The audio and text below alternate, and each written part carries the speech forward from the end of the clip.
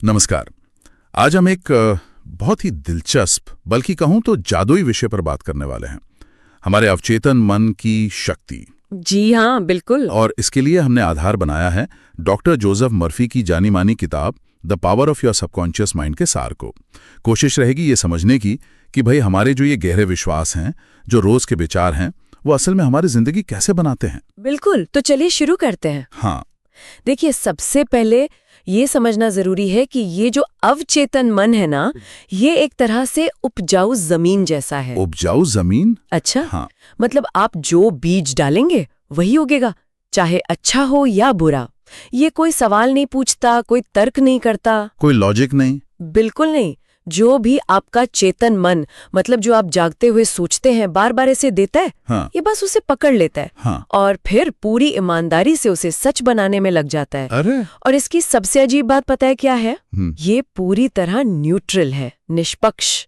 मतलब अच्छे और बुरे में कोई भेद नहीं। बिल्कुल, उसे इससे कोई मतलब नहीं है। ये तो कमाल की बात है, पर थोड़ी डरावनी भी लग रही है। हाँ, है तो। मतलब अगर हम लगातार अपनी नाकामियों के बारे में हाँ। या कमियों के बारे में सोचते रहें, हाँ, तो ये उसे भी सच मान लेगा हाँ, बिल्कुल। और जिंदगी में वैसा ही होने लगेगा। अरे बाप रे, ये तो मुझे वो कबीरदास जी की बात याद आ गई। कौन सी? वो कहते हैं ना, करता था सो क्यों किया, अब करी क्यों पछताए, बोया पेड़ बबूल का, आम कहाँ से खाए। बिल्कुल सही, एकदम सटीक बैठता है यहाँ पर। किताब भी यही कहती है। अच्छा। हाँ, काफी हद तक ऐसा ही है। और यहीं पर विश्वास की और ऑटो सजेशन की शक्ति सामने आती है। Auto suggestion? हाँ, मतलब वो आत्म सुझाव। हाँ, आत्म सुझाव। आप जिस चीज पर गहराई से पूरी भावना के साथ यकीन करते हैं ना, अवचेतन मन उसे एक पक्का सिग्नल मानता है।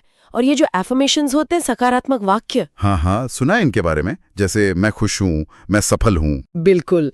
जब आप इन्हें बार बार दोहराते हैं पूरी फीलिंग के साथ, तो आप असल में अपने अवचेतन मन को धीरे धीरे बदल रहे होते हैं। मान लीजिए कोई है जो इंटरव्यू में बहुत घबराता है।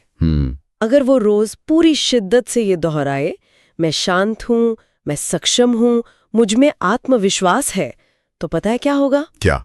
धीरे धीरे उसका अवचेतन मन इस नए विश्वास को, इस नए सच को अपनाना शुरू कर देगा। अच्छा, और इसी से जुड़ा है शायद वो विजुअलाइजेशन वाला कॉन्सेप्ट। हाँ, बिल्कुल। मानसिक चित्रण। हाँ, मानसिक चित्रण।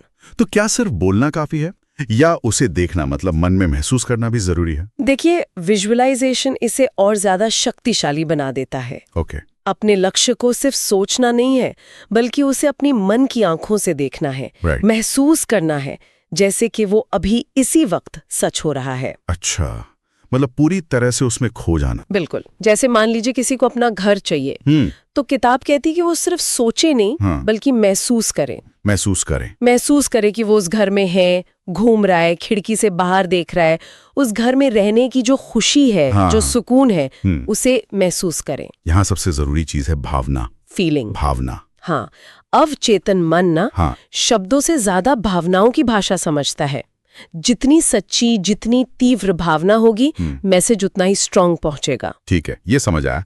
तो सकारात्मक सोच हो गई, विश्वास, विजुअलाइजेशन, लेकिन जिंदगी में डर भी तो होते हैं ना? बिल्कुल होते हैं। नौकरी जाने का डर, फेल होने का डर, बीमार पड़ने का डर, इसका क्या? किताब इस बारे में क्या कहती है? किताब कहती है कि डर भी असल में एक तरह का नकारात्मक विश्वास ही है। अच्छा। हाँ, जिसे हमने अपने अंदर पाल लिया है। हम लगातार किसी बुरी चीज के होने के बारे में सोचते हैं, तो अनजाने में हम अपने अवचेतन मन को उसी दिशा में काम करने को कह रहे होते हैं। ओह, तो इससे बचे कैसे? तरीका है उसे सकारात्मक विश्वास से बदलना। जैसे ही डर वाला ख्याल आए, उसे पहचानिए और जानबूझकर कॉन्शियसली उसे एक पॉजिटिव विचार से बदल दीजिए। जैसे अगर बीमार होने का डर है, तो अपनी अच्छी सेहत पर ध्यान लगाइए, तंदुरुस्ती को विजुलाइज कीजिए। ये एक तरह की मेंटल एक्सरसाइज है, प्रैक्टिस से मजबूत होती है। सही कहा। सुनने में तो ये सब बहुत अच्छा लग रहा है, पर रोज की जिंदगी में इसे उतारें कैसे? कोई खास तरीके, कोई टेक्निक्स बताइए किताब में। हाँ, कुछ बहुत प्रैक्टिकल तरीके बताए हैं। बताइए। एक तो रोजाना एफर्मेशंस दोहराना, खासकर सोने से ठीक पहले और सुबह उठने के तुरंत बाद। अच्छा, उस वक्त क्यों? क्योंकि उस वक्त हमारा चेतन मन थोड़ा शांत होता है और अवचेतन मन ज्यादा खुला होता है सुनने के लिए, रिसेप्टिव होता है। Okay, got it. दूसरा, अपने लक्ष्यों को नियमित रूप से विजुअलाइज करना, पूरी भावनाओं के साथ, जैसा हमने बात की। ठीक है। तीसरा, और ये बहुत जरूरी है, अपने विचारों पर नजर रखना, सजग रहना। मतलब माइंडफुलनेस। हाँ, एक तरह से जैसे ही कोई नेगेटिव या डर वाला विचार पकड़ में आए, उसे तुरंत पहचान कर एक पॉजिटिव विचार से बदल देना, स्विच करना। और सबसे महत्वपूर्ण बात, धैर्य रखना और विश्वास रखना। हाँ, ये जरूरी है। ये कोई जादू की छड़ी नहीं है कि आज किया और कल हो गया। इसमें टाइम लगता है, लगातार अभ्यास लगता है, प्रोसेस पर भरोसा करना होगा।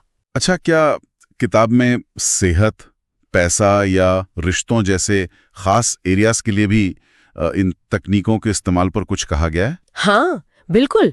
किताब में कई उदाहरण हैं कि कैसे लोगों ने इन्हीं सिद्धांतों का इस्तेमाल करके अपनी सेहत ठीक की, पैसे की तंगी से बाहर निकले और यहाँ तक कि माफी के जरिए, मतलब फॉरगिवनेस के जरिए, अपने रिश्तों की कड़वाहट खत्म की और मन की शांति पाई। अच्छा। फंडा वही है, अपने अवचेतन मन को सही गाइडेंस देना, अपने विचारों और विश्वासों का मालिक बनना, ये समझना कि हमारे अंदर ही एक बहुत शक्तिशाली दोस्त बैठा है जो मदद को तैयार है, बस हमें उसे सही तरह से बताना सीखना है। तो कुल मिलाकर बात यह है कि हमारे विचार, हमारे विश्वास, यही हमारी दुनिया बनाते हैं। बिल्कुल। और अगर हम अपने अंदर की इस बातचीत को, अपने विश्वासों को बदल लें, तो हम अपनी बाहरी परिस्थितियों को भी बदल सकते हैं। सही कहा। बेहतर सेहत, ज्यादा खुशी, ज्यादा सफलता, सब मुमकिन है। चाबी हमारे अपने विचारों में है। ये तो सच में एक गहरी बात है। हाँ, ये अपने मन को समझने और उसे साधने का एक सफर है, लगातार चलने वाला। बिल्कुल।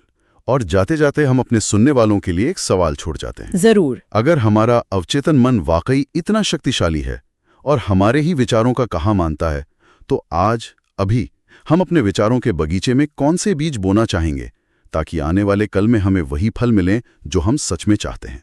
सोचिएगा।